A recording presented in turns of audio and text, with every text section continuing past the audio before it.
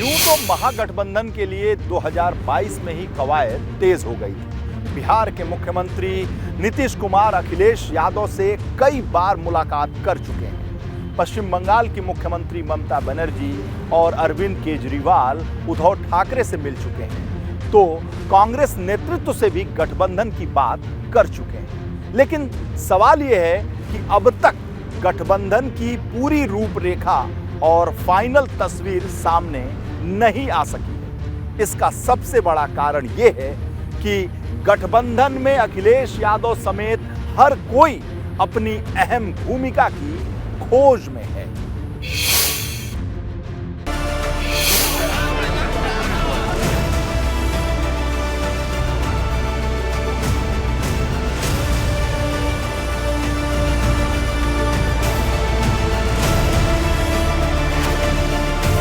भाजपा के खिलाफ महागठबंधन की राह पर मुलाकातों का दौर जारी है, लेकिन विपक्षी एकता के महागठजोड़ पर सस्पेंस बरकरार है। हर बदलते दिन के साथ गठबंधन यात्रा की एक नई तस्वीर सामने आ रही है। बिहार के मुख्यमंत्री नीतीश कुमार विपक्ष के हर नेता से मिल रहे हैं, मुलाकात हो रही है, बात हो रही है, लेकिन कैमरे पर नजर आ रही गठबंधन की भावी तस्वीरों के पीछे की कहानी कुछ अलग ही संदेश दे रही है। अखिलेश यादव को नीतीश कुमार के साथ पर ऐतराज नहीं है। नीतीश कुमार कांग्रेस को महागठबंधन का हिस्सा बनाना चाहते हैं। कांग्रेस नेतृत्व से मुलाकात भी कर चुके हैं, लेकिन अखिलेश यादव को कांग्रेस से ऐतराज है। कमोबेश यही स्थिति आम आदमी पार्टी और पश्चिम बंगाल में ममता बनर्जी की है। ये तीनों ही नेता कर्नाटक में सिद्धारमैया सरकार के शपथ ग्रहण से भी दूर रहे थे, जबकि तीनों से नीतीश कुमार अलग अलग मुलाकात कर चुके हैं।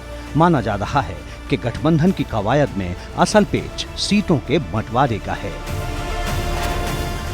देखिए, बहुत सारे राज्य ऐसे हैं जहां पे कांग्रेस का बहुत बड़ा अस्तित्व नहीं है, लेकिन अगर राष्ट्रीय परिदृश्य में देखें तो कांग्रेस सबसे बड़ी पार्टी है।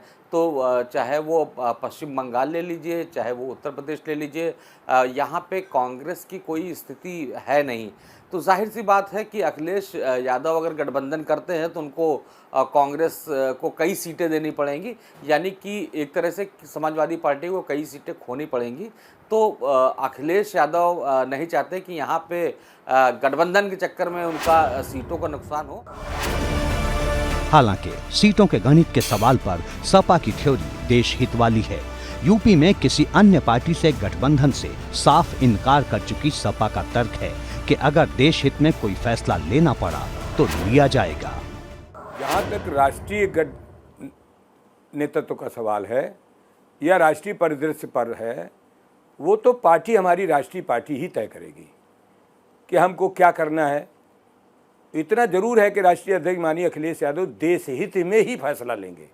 कोई भी फैसला लेंगे वो देश हित का फैसला। साफ है, कांग्रेस गठजोड़ के सवाल पर सपा के साफ इनकार के पीछे की कहानी कुछ और ही है। अगर यूपी की बात करें तो वहां सपा और रालोद के बीच गठबंधन है और सपा किसी भी सूरत में पुराने गठबंधन से इतर सीटों का बंटवारा नहीं चाहती। जबकि दूसरी तस्वीर ये है कि कांग्रेस ने यूपी में सभी 80 सीटों पर जीत की दावेदारी तेज कर दी है।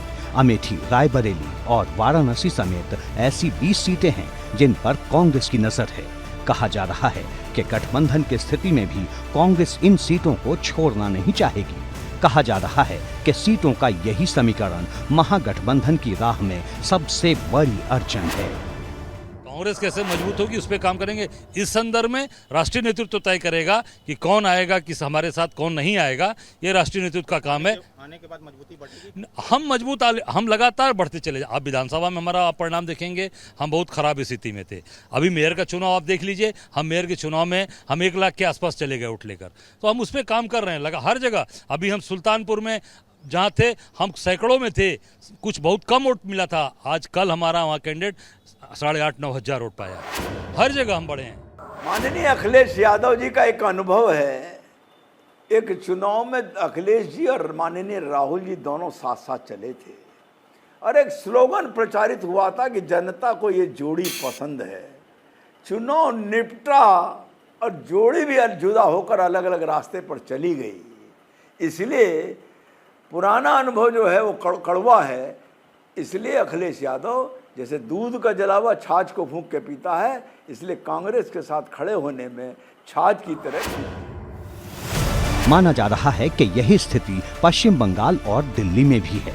कांग्रेस से लगातार दूरी बना रही पश्चिम बंगाल के मुख्यमंत्री ममता बनर्जी और दिल्ली के मुख्यमंत्री अरविंद केजरीवाल के बारे में कहा जा रहा है कि गठबंधन की स्थिति में कांग्रेस के लिए ये सीट नहीं छोड़ना चाहते। एक तर्क ये भी दिया जा रहा है कि ममता बनर्जी तेलंगाना के मुख्यमंत्री केसीआर समेत कई दलों के नेता खुद प्रधानमंत्री की रेस में दिख रहे हैं। कांग्रेस तो हमेशा कंफ्यूज रही है और 3 साल अध्यक्ष नहीं बना पाई, और अभी भी जहां विरोध करना चाहिए वहां विरोध नहीं करती, और जहां विरोध नहीं करना चाहिए वहां विरोध करती है। तो जहां कंफ्यूज हो जो लीड मेंबर हो, वो मेरे हिसाब से कुछ रिजल्ट अभी निकलने वाले लगते नहीं है। बाकी जो पार्टियां इससे कनेक्टेड हैं, आपको उनसे पूछना चाहिए, हमारे से तो कोई लेना देना है। राहुल गांधी के साथ वही कांग्रेस की समस्या है कि अगर कांग्रेस ये चाहती है कि हम गठबंधन करें तो गठबंधन के लिए कांग्रेस को सीटें चाहिए, जो न केजरीवाल दे सकते हैं, न अखिलेश तैयार है देने के लिए, न ममता बनर्जी तैयार हैं। लेकिन एक जो सबसे महत्वपूर्ण बात जो दर्शकों को समझनी चाहिए, आम जनता को समझनी चाहिए, कि ये तमाम जो पार्टियां हैं जो कांग्रेस के गठबंधन मतलब राहुल के नेतृत्व को स्वीकार सीधे नहीं कर रही हैं, वो अपने अपने राज्यों में बहुत मजबूत हैं। भाजपा के खिलाफ वो चुनाव लड़ती हैं और जीतती हैं, उनको चुनौती देती हैं। साफ है कि राहुल गांधी या फिर कांग्रेस की अगुवाई में महागठबंधन की राह आसान तो बिल्कुल नहीं है।